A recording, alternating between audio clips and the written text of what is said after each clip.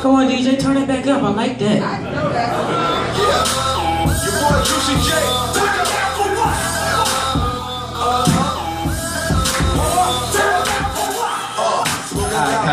Cut it off.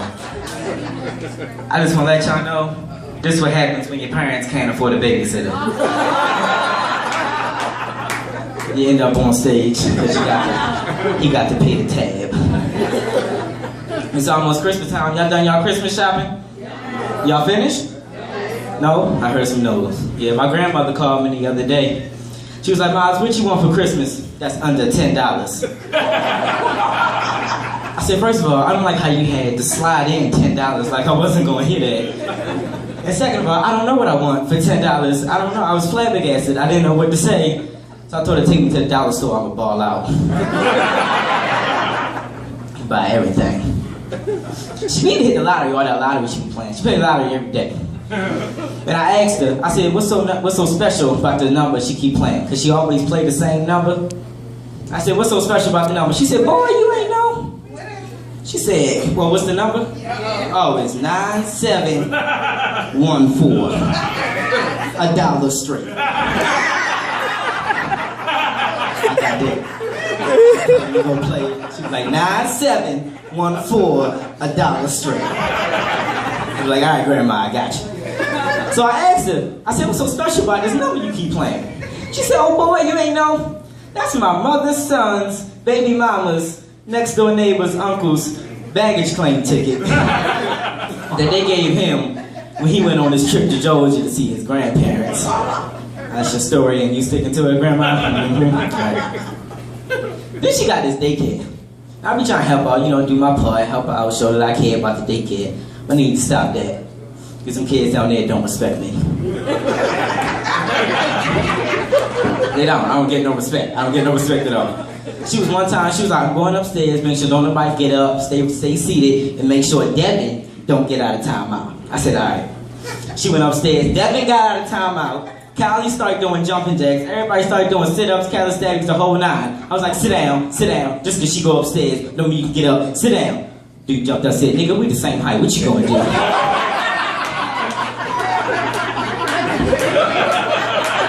I didn't know what to say. I said, I'm a snitch. That's what I'm gonna do. I'm gonna snitch on you, but you got out of timeout and you're not respecting me. He said, here my phone. Go ahead and call it, nigga. So disrespectful. Then I got into an argument with one of her customers. It wasn't my fault though. Lady brought her baby in. Baby couldn't be older than 3 years old. So I asked her, I said, miss, how old is your baby? She said, oh, she's 26 months. 1, 2, 3.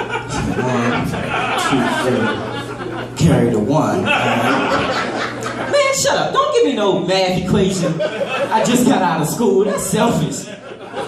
Just because you got to put in overtime, don't mean I got to put in overtime and come home and do schoolwork. That's selfish is what it is.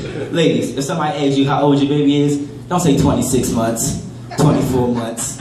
Just say the little nigga 2. That's all you got to do. I can deal with 2.5, but anything else, you was prolonging the conversation. That's all you're doing. Just wasting oxygen. And my little brother ain't helped me. He ain't helped me when Devin was about to fight Devin. He ain't helped me when I was about to fight the lady and the baby. He just standing there laughing the whole time. Something wrong with that boy, something is. He went to the store one time and bought these socks that say the days of the week you're supposed to wear it on. So he got a sock that say Monday, Tuesday, Wednesday, and so on. So I picked him up. He come home, kick his shoes off. It's Wednesday. He got on Friday socks. I said, Jay, why you got them socks on? It's the wrong day. He said, oh, I like to do my stuff in advance. I said, I don't think you should do that. It's going to end up confusing yourself in the long run. What you going to do when Friday rolls around? You going to wear Wednesday socks? He said, don't worry about me. I'm going to do what I do. I said, all right, go ahead. Do you that. Do it. Thirsty. Hold up.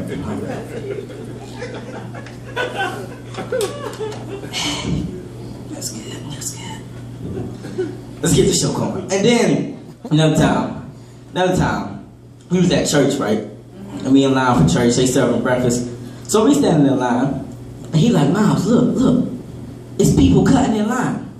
You can't cut in line at a church, can you? That's like ungodly. You can't do that, that's evil. I will give it to them though. It's slick the way they do it. They stand there. Praise the Lord. How you doing? You can't do that. I peeped the game. No, I peeped it. This lady was trying to get my spot. She was like, I saw her peeping it. She got the praise. I said, the devil was a lie. You better get to the back. I didn't wait my time. I want my food.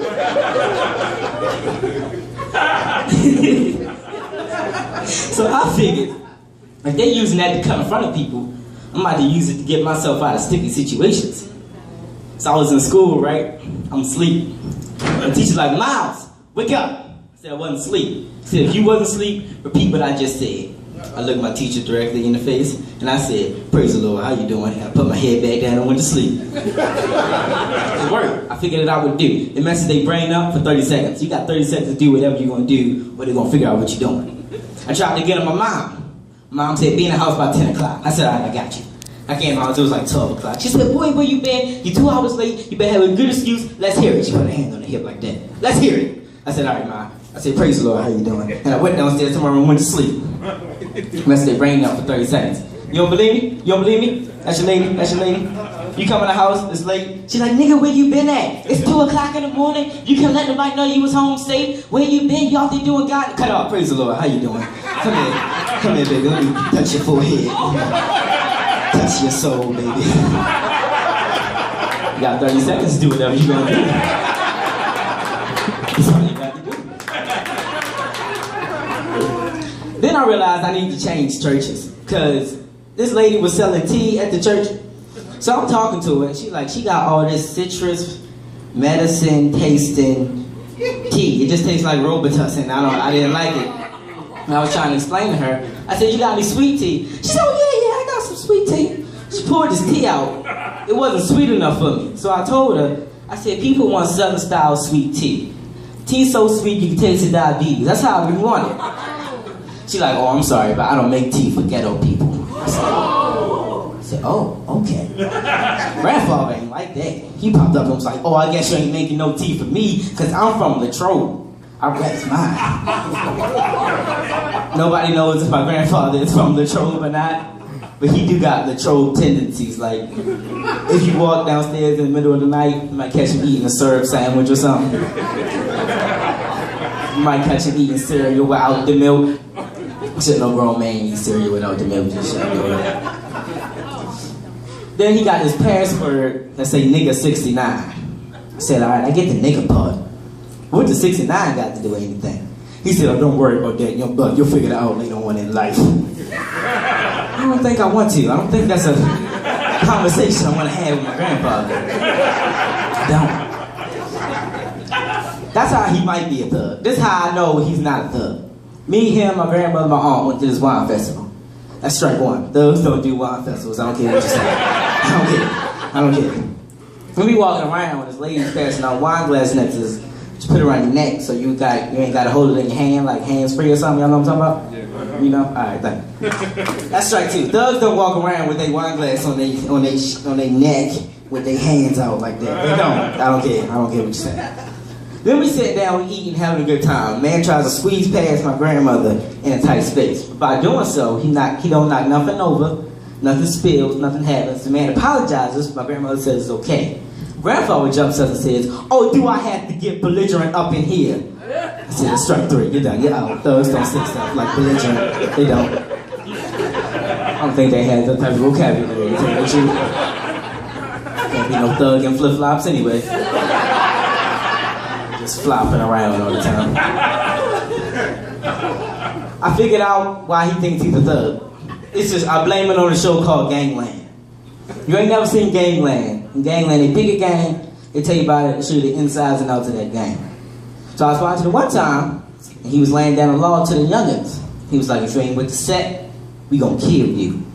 If you ain't down for the hood, we gonna kill you. If we catch you around our block, we gonna kill you. If you don't come to enough meetings, we gonna kill you. I said, hold up. Gangs got meetings? I didn't know gangs had meetings. I didn't know they was that organized, to tell you the truth. Then I got to thinking, they probably got a lot of stuff that they got to talk about. They do. He probably up there like, all right, Monday, don't forget, we gotta roll up on that Full House because he keep talking trash.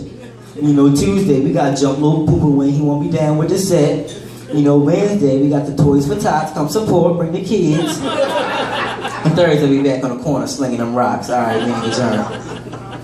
Oh, little Aggie, you late on your dues, nigga, pay up. I didn't get it, I didn't. I'm about to get out of here, but before I do, how many of y'all think y'all music was better than ours back in the day? Yeah. Y'all do? I'm about to prove y'all wrong. I'm about to. Y'all music was just as bad, maybe even worse.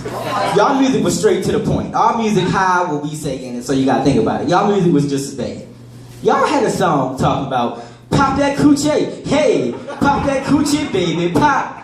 What the heck is a coochie? Whatever it is, it shouldn't be pop. I don't think you should be popping it. Then, y'all had another song talking about anal sex throughout the whole song.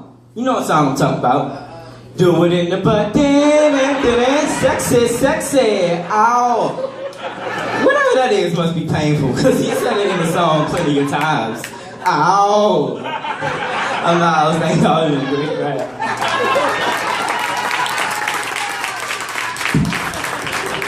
Give it up, y'all. 15, 16 years old.